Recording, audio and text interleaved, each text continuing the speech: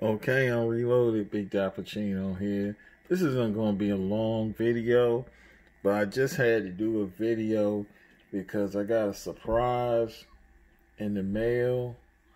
Well, I found out that the email was sent to me last week by XLTOffRoadBear, and I didn't really see it until yesterday because, man, I've been at work. My work week is Sunday, Monday, Tuesday, Wednesday, and Thursday. And needless to say, we just came out of 2 holidays within the same, not even within 2 weeks. So, and they both hit near the weekend. So you had Memorial Day, and then you had Memorial Day weekend, of course. And I work in Washington, D.C. at a museum in Washington, D.C. Like I said, of course, one of the biggest tourist things, and people are just coming out of quarantine, so they're kind of coming out of their shell. And at first, people were courteous, kind of meek, but now people getting a lot of jerks. I'll just put it like that. I got into an altercation today. I was kind of got into it, but luckily my professionalism won out, and I just walked away because I said what I needed to be said, And of course, guys like that, you never see them around when you're leaving the work area, and you're looking for, that confrontation then. But it is what it is, dealing with the public. You run into a lot of nice people. Fortunately, you run into some jerks too. But anyway, I've been dealing with that, some household stuff. I'm gonna be short, brief. Household stuff, commuting. I get up at 5:30 in the morning, commute from Alexandria, Virginia to Washington, D.C. Public transportation paid for by the government. That's a hiccup in itself. Traffic, driving is worse. They have some of the top 10, if not top 5, most frustrating traffic in the country. But anyway, like I was saying about XLTOffRoadBear, I met his acquaintance probably through another content provider. Name just escapes me right now. But anyway, he came, I think it's been about a year since pretty much the interaction. And he won 2 of my contests.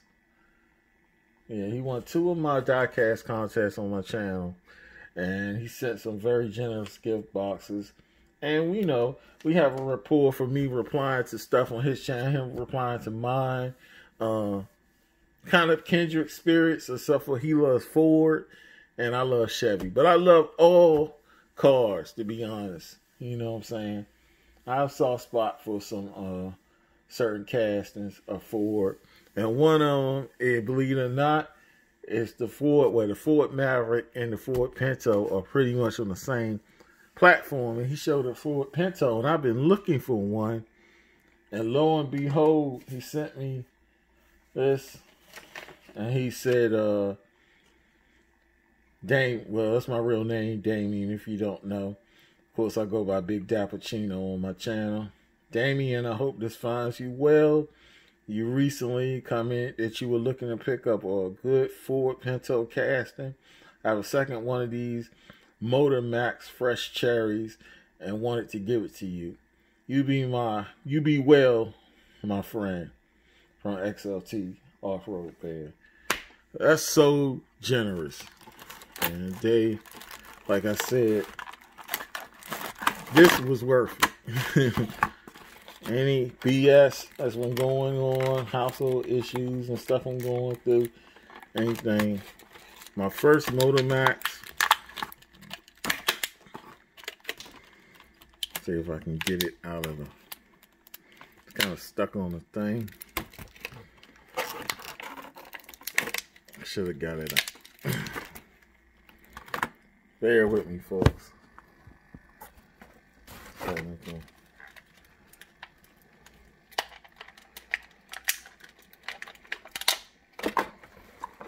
So this is the packaging. It's a 1970 Ford Pinto. That is a card right there, which will end up over here. And it's a Motor Max fresh cherries. I think this is Motor Max. I don't know if they're still in business. See if I find a copyright. They did some stuff with Daimler too. Chrysler. I'm seeing 2005 copyrights. I think I'm seeing just 2005.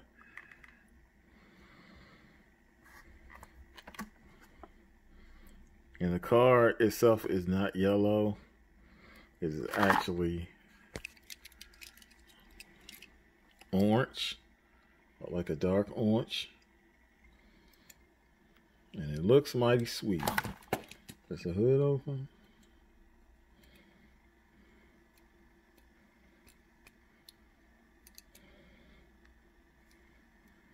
But it looks like the hood doesn't open, but that's cool. Let's put it on the turntable display. Kind of crude. It's mainly a stock look, but it is so sweet. I like cars to be like this rather than being souped up with all kinds of different liveries. If it's not authentic, something that was really on a real race car, I tend to not care. You know, you get what you can sometimes if you looking for a certain casting. But this is sweet. This is what it's all about if you a adult diecast collector. And we look for certain attributes, certain details, tail lights, headlights. Only thing that's missing is side mirrors. I think the headlights they look painted. Was that inserts? It looks painted. Those look inserted though. And tail lights look inserted. If it's painted, they did a real good job. Maybe painted. They did a real good job then. Can't really tell. Right now. The side indicators are there. The gas cap. The door handles. The chrome trim. See where the Ford Pinto is on the side. You can see the windshield wipers. You can see the front brake lights. And you know that one is kind of... Oh, they look like they inserted. Oh my gosh. The lamps in here are inserted. Wow. Oh, it's reflective. Got 1970 on the license plate. The bumpers look like they're separate pieces. Interior looks pretty good. It's just black. Dad, you can see the rear. Is that the rear view mirror? Oh my gosh. This is sweet. Look at the underneath. And it's screwed, so you could wheel swap this bad boy if you really wanted to. But it's sweet like it is. These rubber wheels. Yeah, rubber wheels with tread. These look like the wheel covers, stock wheel covers. A lot of people would say this is a lemon, but to me, it is so sweet. Yeah, so sweet. This and the Ford Maverick. Of course, Hot Wheels does the Ford Maverick. But you will rarely find a Pinto casting. I think the last time I seen one online, they were charging, I think, close to like, I think $40, like 30 something, like 35 or 36, maybe close to 40.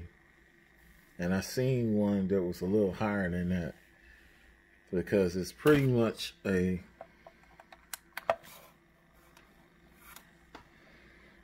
cast that nobody cares about. Most people think they don't care about. But Greenlight has done, well, I said Greenlight. I said Johnny, it's actually Johnny Lightning. Johnny Lightning did a Gremlin.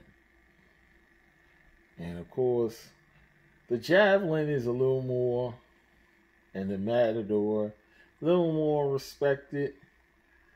So Greenlight has done those. But something like this, to me, this is cool. Shoot, I would get a Ford XL. If they had a Ford XL casting, I probably would buy that. And most people think that is an ugly car. To me, I think it is something to collect, man. This is so sweet. Gotta thank XLTOffRoadBear, man. This really made my day. You just don't know. Just don't know. So, that's one thing about this diecast community, man. It has surprised me. I got the gift box from Rudy Moons of a few weeks, well, it's been a few weeks now, back, and for winning my contest, and I just sent him the grand prize box. Of course, to Belgium. It took a while, and he sent me Saiku and Wellies and Majorettes and Baragos. I'm like, and right now, I gotta get ready to send his gift box out probably soon. So now I gotta get something together for XLTOffRoadBear. Something real nice. And I think I had something in mind, because I had some extras or something. And so I can definitely send that his way. So much appreciated. But this right here, I don't know, I might have to send him 2 cars for this, because this thing is so sweet. I'm not even mad at the hood not opening, because it's executed so well. And this is my first, it's my only Motor Max. Now I'm interested in Motor Max. I heard about them, and I now want one. They said they're based in Ontario, California, but their cars are made in China, or were made in China. I don't think they are in business anymore. I thought that Greenlight was using a Motor Max name at one time. I don't know if they bought the name from this actual company, but I may be mistaken. But XLTOffRoadBear, I gotta thank you again, man. I just don't know. I know most of y'all like a Pinto. You just don't know, man. This is a sleeper. I think this bad boy had a 289. I think it came with a smaller engine, like a 2-liter. The same engine that they put in the later on they would put in the Ford. I think originally though it did come with a 289. It was probably detuned. Very much. But I heard of people putting a 302 in this bad boy.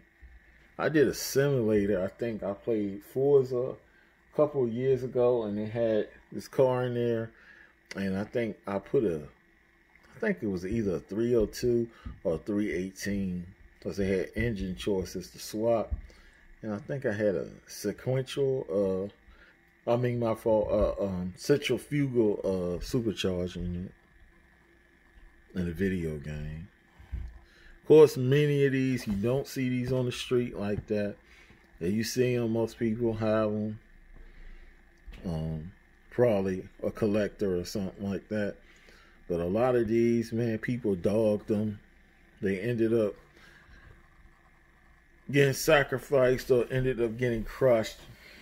Of course, they got recalled because of the gas tank, famously.